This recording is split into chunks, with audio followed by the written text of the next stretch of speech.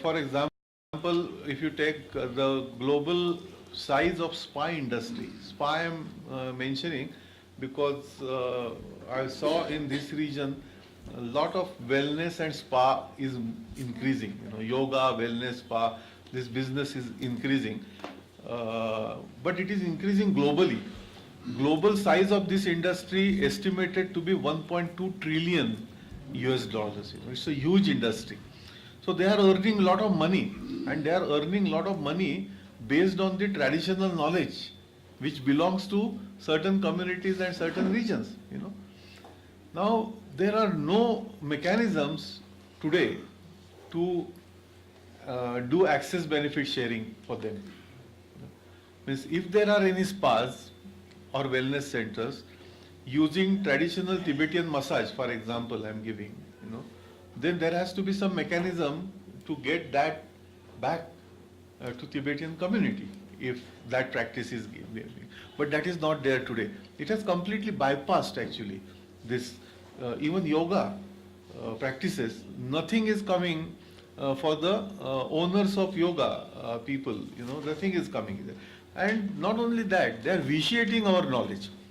Today you will see that yoga people have started using such funny names from yoga. We don't even feel like taking those names, you know. Hot yoga and some yoga and cold yoga and this yoga, disco yoga, dance yoga. They're perverting the whole thing, you know. And there is no control today over this situation. So this is today's discussion point all over the world, that how do we really address this issue, and if they're exploiting traditional knowledge, how access benefit can be, advantage can be given to them. Today it is not coming.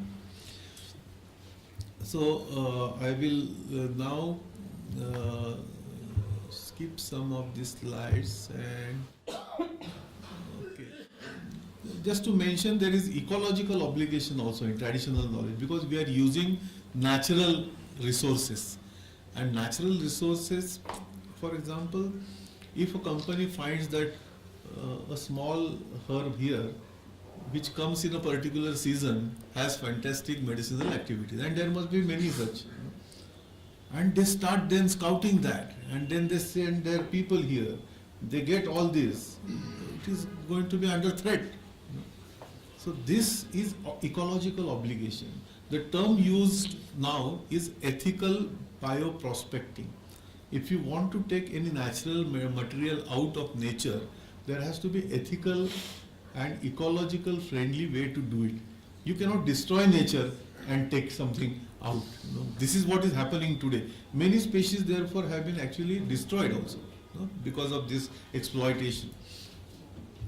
So there is ecological obligation. There's something like traditional and knowledge, wisdom, traditional and modern. And I had a very good tea chat with madam, and I'm sorry, I forgot your name. Palmo.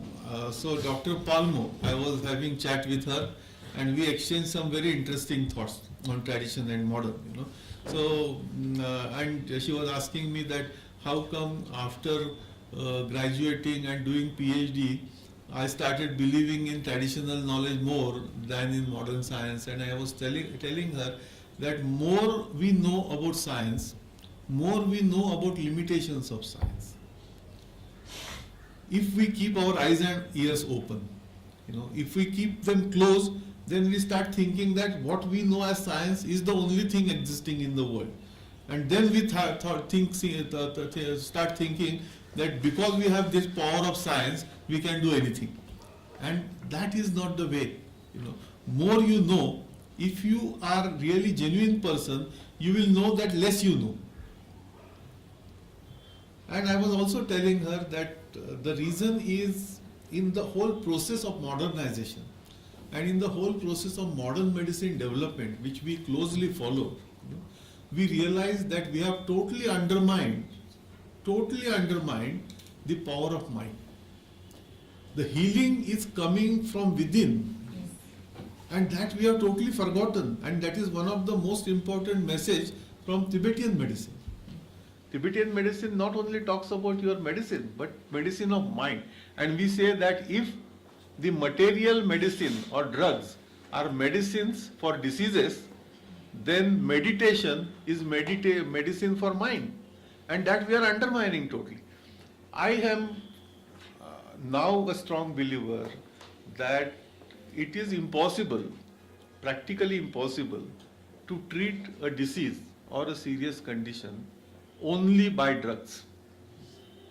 If your mind is not involved in that, you cannot do that. And this understanding actually changed me, changed my thoughts, not only within me, but I saw also outside. You know, I saw one of my friend is a cancer scientist in America. He is professor of neurobiology at University of California at San Diego. And he showed that just chanting of mantras by cancer patients have improved their disease condition much better than what medicines could do. Now, how this could happen? Now, this is not magic. People unfortunately mystify it. You know? And as scientists, we stay away from any mysticism. And we try to demystify that. But the truth remains truth. You know, whether you call it as mystify or demystify, the truth is power of mind is something which today modern science at the highest level has acknowledged. It is not acknowledged at mediocre level. You will find that mediocre scientists will not talk about it because they don't know what is mind. In our book, I don't know if you have procured that book for your library. If not, I would advise that book should be procured. That book's name is Integrative Approaches for Health. Integrative Approaches for Health. And subtitle is Biomedical Research, Ayurveda and Yoga. This book is published by Elsevier. Elsevier is world's largest publishing house of scientific journals. So it is modern medicine, and you will find that on the book cover, I may have book cover with me, I'll show you. Remind me when I end, I'll show you the book cover. On the book cover, we have put a figure of yogi in meditation. On the modern medicine book cover, we have put a medicine figure of yogi. And in the description of the figure, we have said that this depicts power of mind. You know, you cannot talk about medicine undermining the power of mind. In fact, next session I had planned for something else, but if you want, I can have a next session on yoga and modern science. If you, all of you feel that that may be a more interesting subject for you, I can change that too. Okay, we'll see that when I finish that. But it will be interesting for you, I think so. Based on what interactions and discussions we had, I think more than the scientific research on Ayurveda, what I was to talk about, the yoga and science may be more interesting for you. There are cross-cultural challenges, but again I will not discuss. We have somehow some parts of that we have discussed that. One example I will give you. What happens is during the process of acquiring knowledge, acquiring is a sophisticated word actually. Today we are not acquiring knowledge. In the modern world, we are exploiting the knowledge. You know, and in the exploitation of the knowledge, we use knowledge in a half-baked fashion, without understanding it fully. And the say of the people who own that knowledge is not taken in consideration at all. And this is the objection we have been raising all the time, that you cannot copy that knowledge unless the owner of that knowledge is giving you not only permission on paper, but consent and authenticity of your use has to be confirmed by that. You cannot modify that in the way you want to modify. And the example I want to give you here is of a long paper. The case of Indian long paper, it is used in several formulations in Indian Ayurvedic tradition to enhance bioavailability. They call it as yoga vahi. If you add pipli in some formulation, the absorption is faster, better. So that idea was used by modern medicine, and they have prepared a drug called piperine, and that piperine is used now mixed with anti-tubercular drug, so that anti-tubercular drug is better absorbed in body, and so you can reduce the amount of drug which you consume. Instead of 500 milligram, now you can consume only 200 milligram because it is better absorbed. Earlier you were consuming 500 milligram, out of which only 200 milligram was anyway getting absorbed. But that remaining 300 was causing you toxicity. So because of this lower of doses, toxicity was reduced. And so they are using this. But what we are saying is Ayurvedic way of using Pipli is different. And if you use Pipli in that dose which you are giving, it could be toxic in the long run. And Ayurveda says that Pipli should not be given for more than 40 days. More than 40 days if you give, then it can be toxic. Now, tuberculosis treatment is for long duration. So, if during tuberculosis treatment, if you are giving Pipli for more than 40 days, is it good? You should confirm with Ayurvedic people and then only give. That's our point. You cannot, just because you want, you will do. No, because the owner of the knowledge has to endorse your methodology, how you are actually using that. This is today missing. And this is in continuation with what we were talking, We, those who are open-minded researchers from modern science, we are championing the cause that we want to end Western domination on our knowledge system. Today our knowledge systems are dominated by Western thoughts. Our knowledge systems are not based on Aristotelian reductive logic. Our knowledge systems are based on Darshan Shastras. Our knowledge systems are based on Sankhya, Vaisheshika, Buddha. All these Darshan Shastras are basis of our knowledge system. So our knowledge systems will talk about Pancha Mahabhuta. Our knowledge systems will talk about Tridosha.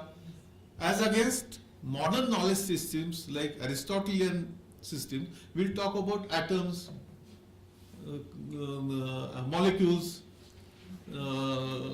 and other materials, So there is a difference between the epistemology.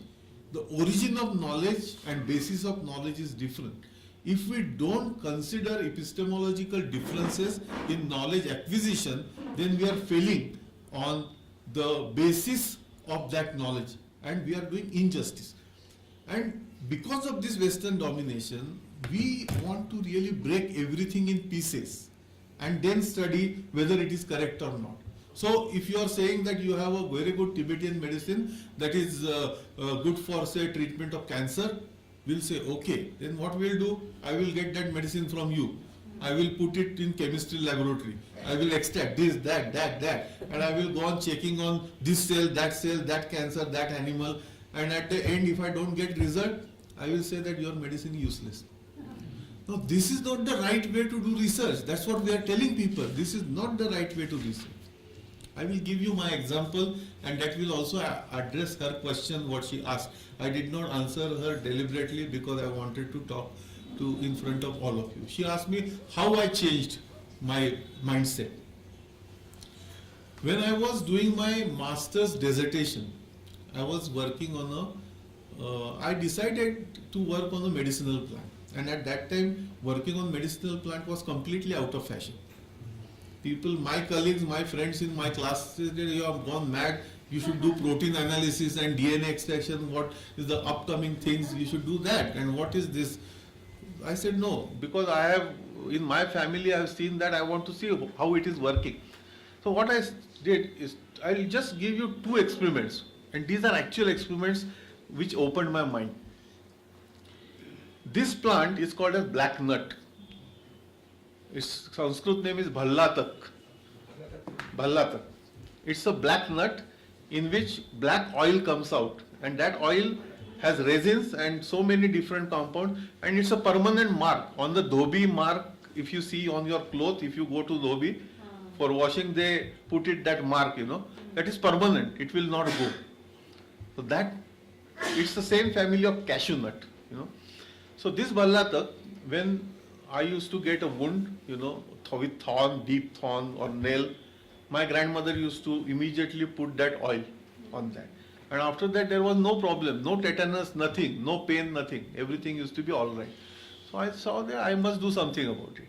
So I said that for my master's dissertation research, I will take this. So I extracted that. I put it in Clostridium tetani is a causative organism for tetanus. I cultured that. And I put this Bhallatak oil in that. And I showed that at nanogram level, it kills all the Clostridium bacteria. All the bacteria were killed by this. So what we observed actually in tradition was showing in practice, Then our confidence was better. I said that very good. Now people told me that this plant can also be used for cancer. So Government of India gave a big grant to us to study that on cancer. Then our confidence was more, and confidence also boosts our ego. So at that time, I became little egoistic. I said that, oh wonderful, so this plant is cancer plant, I will now break it up. So I put it on column, I separated it out, and then started testing. The moment I started separating it out, its cancer activity was going. The crude was active and the pure was inactive. I said, this was eye-opener to me. I said, how come this is happening? This means I learned that in a plant, there are so many things which you don't know. There are so many things which you know. They are called bioactives. But there are so many things which you don't know. They are helping bioactives to reduce toxicity. They are helping bioactives to increase their effect. So if you remove them, this bioactive becomes either toxic or ineffective. Third thing, we say that let's see toxicity of that. So we said that if you want to really give it to cancer patients, I must be ensured that it is safe. Now Vaidyas were telling me, don't worry, it is safe. I know because I had consumed it myself, nothing had happened to me. But they said that we want evidence. We want scientific evidence, which is right. So I said that I will give it to animals. So we conducted a very authentic toxicity testing study. We give it to animals in different groups, in different doses to find out LD50, lethal dose, what will kill 50% of the animals. We want to find out, that is the legal way to know toxicity. Now, I did that and I gave it to animals. Because it was oil, what we did, oil, how can you give it to animals in measured dose? Yes. So we emulsified it. As a pharmacist, what we do, we put emulsion and we just do emulsion, and with emulsion we can easily inject, it's very easy. So we prepare emulsions and we gave it to animals. Next day all animals were dead. All animals were dead, even at small doses animals were dead. And this was a lesson for me. I said that I refuse to believe my own results. Because I have consumed more than what I have given it to animals. Nothing has happened to me. Why these animals are... This is one lesson I always give it to my students, that as a researcher, we should learn to challenge our own results. We should not blindly follow our own results. But remember, everything was correct. My methodology was correct, my observation, everything, nothing wrong. But what was wrong? The epistemology was wrong. Because then we talked to Ayurvedic people and they said that no, but we don't use Bhallataka like this, what you are giving it to animals. We use Bhallataka in oil, we use Bhallataka in ghee, we use Bhallataka in buttermilk, we use Bhallataka in milk. This is the way we give, and not just that, there is a process. So we realized that that is a detoxification process. You are removing certain toxins in that process. You are purifying that and making it safe before giving it to patient. These are the traditional medicine knowledges. And you will, in your own practice, you must be doing it several times. And next day, what we did, next set, same experiment, no change. We added one more group. In that group, in addition to emulsion, we gave diluted with peanut oil. Bhallatak and peanut oil diluted with that. The moment we did that, the group which we received Bhallatak in peanut oil, 0% mortality. Not a single animal died. Where same dose, all animals were dying. Same dose, 0% animal. What a magic. I said, this is something unbelievable. As modern scientist, I would not have thought about it. You know, that opened my eyes, and that opened my eyes, and that made me change in the year. This happened in 1982, and since 1982 I started completely on a different track by what we call it as holistic understanding of the science and not just part understanding of some phenomena. Yes. Now this is, I'm going to go very fast now. Biopiracy is the term, as I told you, which is used, and there are several examples of biopiracy. People steal traditional knowledge by using various techniques, and they, for commercial purposes, we don't mind they do it, but the part of their profits should go to the owners of that intellectual property. That is not happening. And three cases, only two cases I am going to quickly mention. First case is of turmeric, second is basmati. Neem I will not discuss, but only two cases. The examples of biopiracy, this is the first example, is of US patent number 540154. It was granted for use of turmeric powder in wound healing. This is a very famous case. It was widely appearing in newspapers and everywhere. The applicant, University of Mississippi, and I had visited that university also, did not fully disclose existence of traditional knowledge. How does a patent examiner know whether this is in public domain or not? Because he is not reading in the US Charak Samhita. He doesn't know what is Charak Samhita. So he doesn't know. So if you don't disclose, that they were granted patent by US Patent Office. European Patent Office also granted them patent. But then what happened? In historically, 17th century Kerala, Portuguese had anchored off Malabar coast and they were received with warmth by the king, Zamorin. After a few days, the place of guards rushed breathless into the court, and literally they say, Majesty, the foreigners are on the hill slopes and they report that uprooting paper vines. They were coming here for spices, you know, at that time, carrying them away to their ships. If they continue to do so, we will lose everything what we have, and we will also lose our trade. This is what he is telling to the king. And the king is saying, oh, don't worry too much. They may take the vines, but how can they take our monsoons? Without monsoons, paper will not come there, you know. But this was not true. So, finally, the exploitation happened of turmeric case there. In 1995, US Patent Office granted to University of Mississippi the first patent. It was the first patent granted based on Ayurvedic knowledge. CSIR then filed a case against American Patent Office, appealed Government of India, and they appealed for re-examination, and they say that the claims made by them of non-obviousness and innovation are false. Because if you want to cancel patent, you have to challenge any one of those three requirements. If you show that it is not novel, it can be cancelled. If you show that it is in public domain, it can be cancelled. So they gave all the extracts of Charak Samhita and all other where this turmeric and wound healing is given as document. And based on that, the CSIR actually created a massive data, the number of files they were sending to US, because at that time I was working with CSIR, so I know what was happening right there. We were part of that.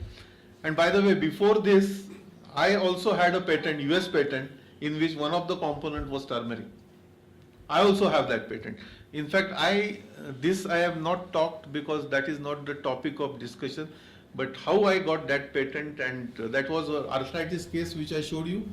In that formulation, one of the thing was turmeric, and that is the first US patent granted to any Indian individual. I was the first one to get Indian patent from US. Second example is obviously based on this the patent was cancelled, because Indian government gave all the documents and all. This is another case of basmati rice. Basmati rice, is known because of a typical aroma. It grows in Pakistan and India, especially Himalayan, sub-Himalayan ranges, and that typical smell because of basmati is queen of aroma. Basmati in Hindi is queen of aroma. Bas is aroma. Mati is queen. So it's the best kind of aroma you can get. That's the variety of that rice,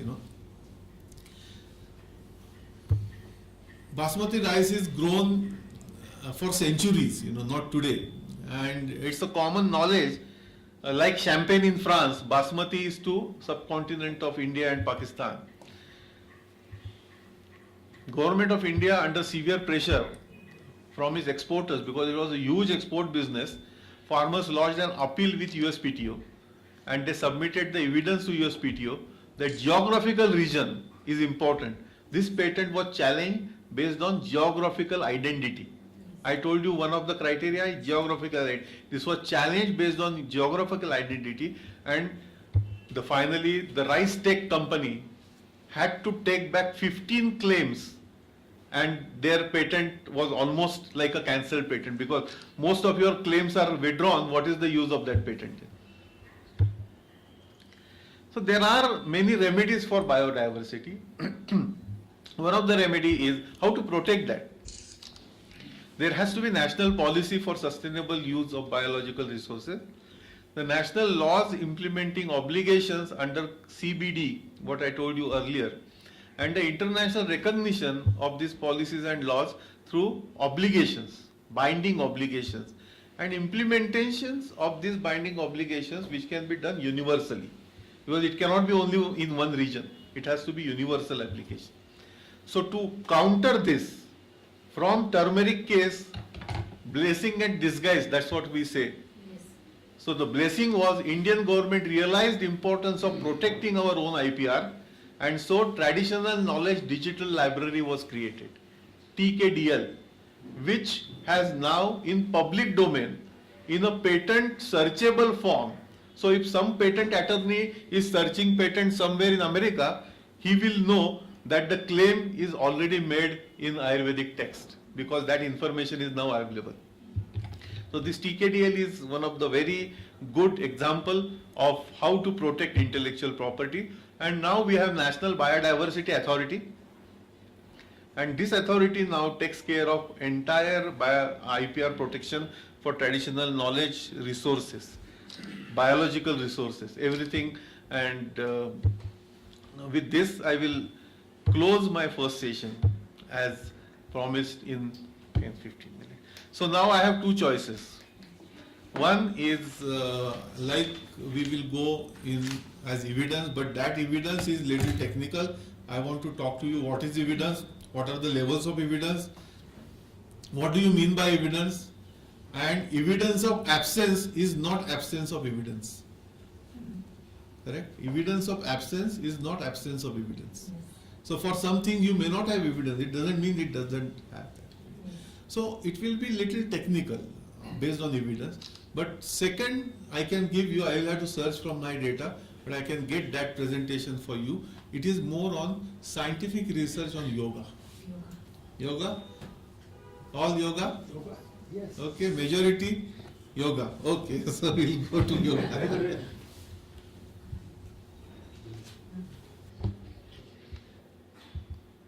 This lecture is part of our course. I run a course called Complementary Medicine and Integrative Health at the university. It's a credit course. So in that we also give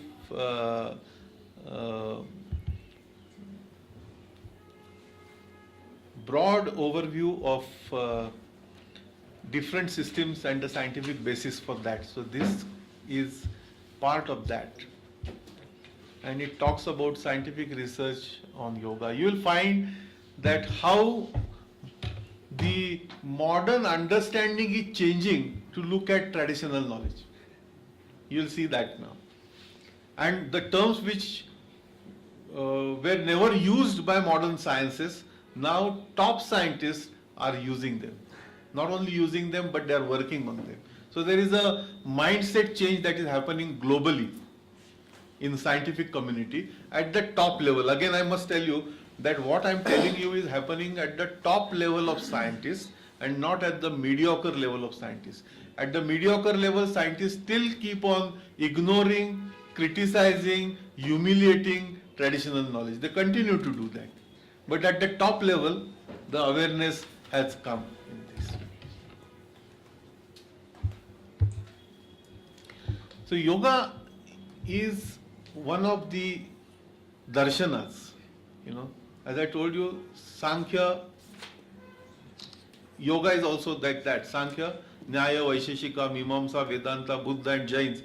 These are all darshanas. Darshanas are distinctive knowledge. Actually, darshana means knowledge is something, and here I would request all of you, those who can contribute also, because this session is going to be learning session for both of you. I also want to learn from you. Not only I am teaching you, but I may learn from you. So I was told that the best knowledge is seen through eyes. And that's how this darshana came in. So when Buddha saw, he saw the knowledge actually, not just experience, but he saw. So knowledge is seen and not just experimented, And so this kind of the highest level of knowledge is what it can be seen. And they say that the best knowledge, best medicine is not given through mouth, but the best medicine is given through ears. That's what they say. The best medicine is given through ears. And that's why that chanting of mantra, I told you, it had effects, because the best medicine was going in through your ears. Yoga is the approach towards life. Yoga is not something physical exercise or something like that, Yoga is meant for a larger goal. It is not for treatment of just disease, but it is for global good. And more than a physical exercise or a materialistic science, it is really combining together holistically your body, mind and spirit or soul. So it combines together, integrates together. The term yoga in Sanskrit itself is to unite. It considers a person as a whole with body, mind and spirit and not in isolation. Modern science looks at us in isolation. It looks at you when you have disease, they will look at you, your body. You meaning only your body, but you are not your body. Today, I must tell you that in modern medicine colleges, there is something, in every medical college, you will see that there is Department of Mental Health. Wherever you go, there will be Department of Mental Health. In Bangalore, there is a National Institute of Mental Health. That is now Institute of